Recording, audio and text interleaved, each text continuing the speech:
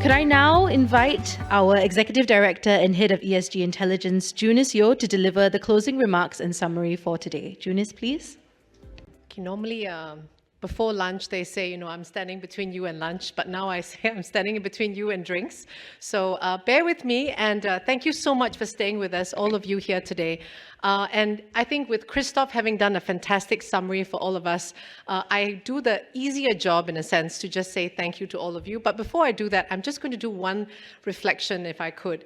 I was one of the fortunate few that attended Unlocking Capital for Sustainability since its inception in 2018.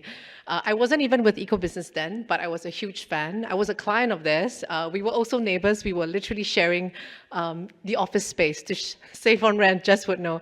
And I think, one of the nice things about reflecting, especially standing here today, being part of the team and being so proud of how far we've come, is that back then in UCFS, was labeled as the region's premier sustainable finance conference. And at that time, I thought, wow, that's a nice claim to make, but truth be told, that sustainable finance barely existed at that time. MAS was not talking about it. We were kind of a bunch of people that felt that, there was something we believed in.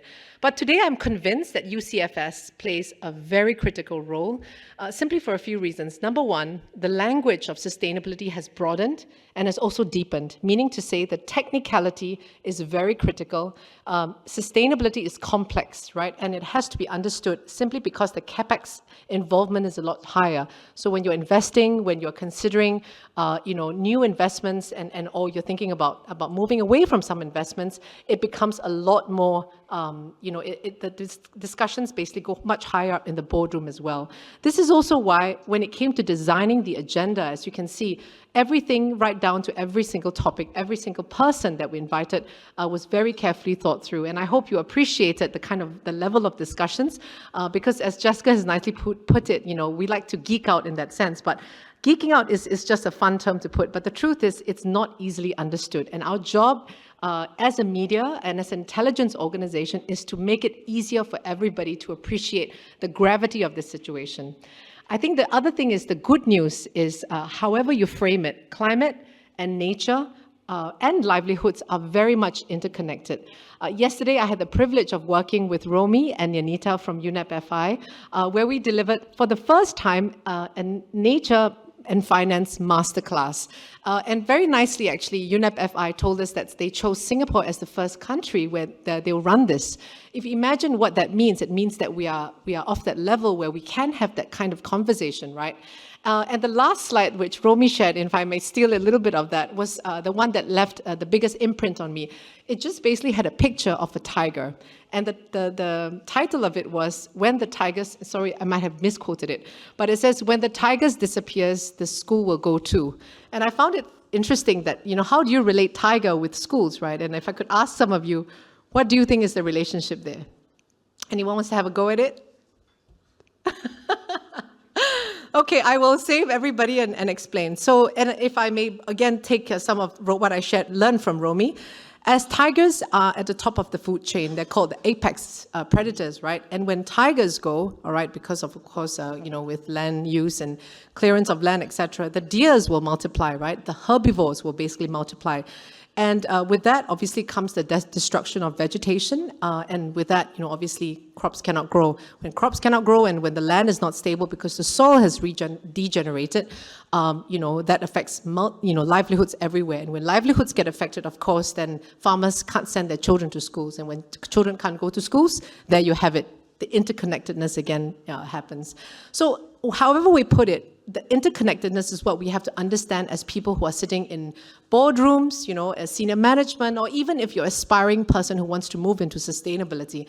I think I meet a lot of people in my job as someone who's trained up a lot of different types of folks in sustainability that it's not an easy topic for sure, but it's definitely one we can all appreciate because it affects all of us somehow or other. Okay, with that, I will save all of us the trouble because I think Christoph has done a very good job to summarize the day's event.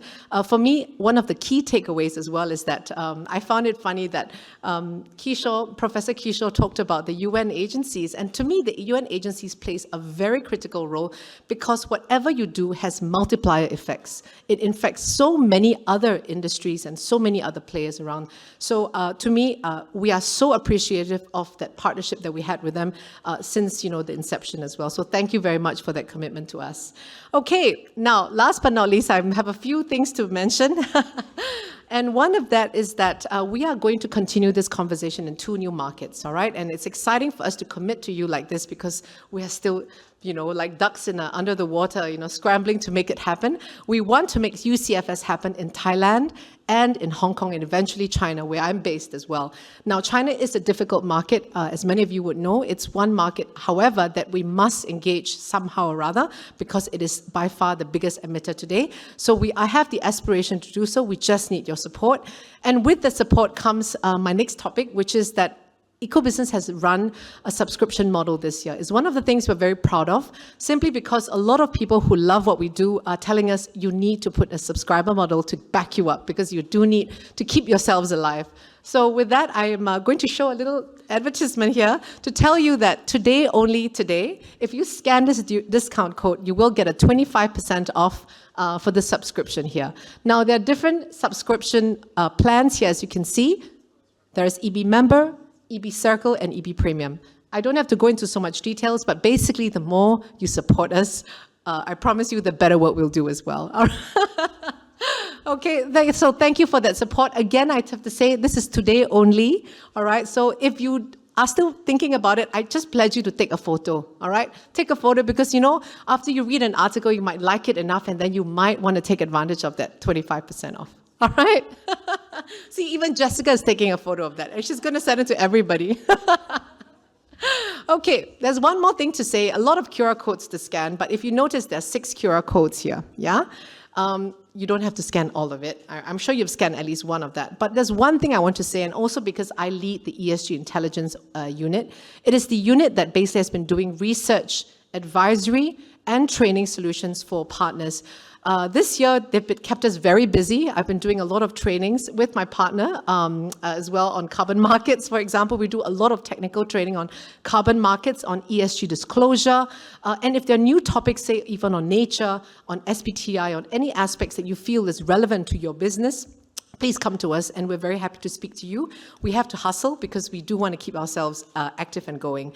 We have been commissioned by the Singapore government to deliver director-level foundation training, all right? It is basically one of the best deals you can get because essentially you get a 70% off the regular rate, which is, it's very affordable. As long as you are a Singapore registered company, you will qualify for a 70% discount. This is my KPI to the Singapore government, so I hope you can support us as well. Okay, my job is done selling, all right? If you really want to support us as well, there is a feedback form. So you tell us if you like this event, who else you want to be on a speaking panel. And one more thing is carbon footprinting. We are measuring the fact that you are here today and how you came here.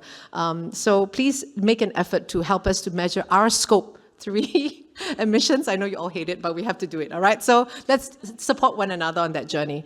Okay, all right. So with that, again, thank you so much to our partner, first of all, UNEP-FI, for giving us this fantastic platform to deliver this to a much wider audience. We want to keep working with you, so let's keep this relationship alive. Secondly, is our strategic partners, BDO, LRQA, OCBC Bank, RGE, as well as UOB. Our Tech for Good partner, AWS. Thank you for coming on board this year. Super excited to be working with you. Our breakfast briefing partner, Fair Finance Asia. I really enjoyed the breakfast briefing we had today. Really good discussions there as well, especially on the sector, gender-specific lens towards the energy transition. And last but not least, our knowledge and outreach partners. If your name is not on this board and you feel you can be an outreach partner to us, please, you know who to call. We are definitely eager to talk to you as well. All right, so business is open with Ecobusiness, and thank you again, all of you, for coming. Let's give a round of applause to all the speakers and everyone here today.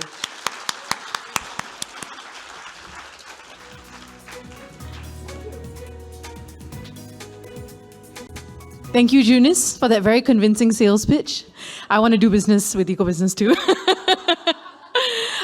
So this again brings us officially to the closing of our event. And we'd like to thank you all for joining us today and a wonderful day of conversations and all the interaction and all the questions that we received through Slido.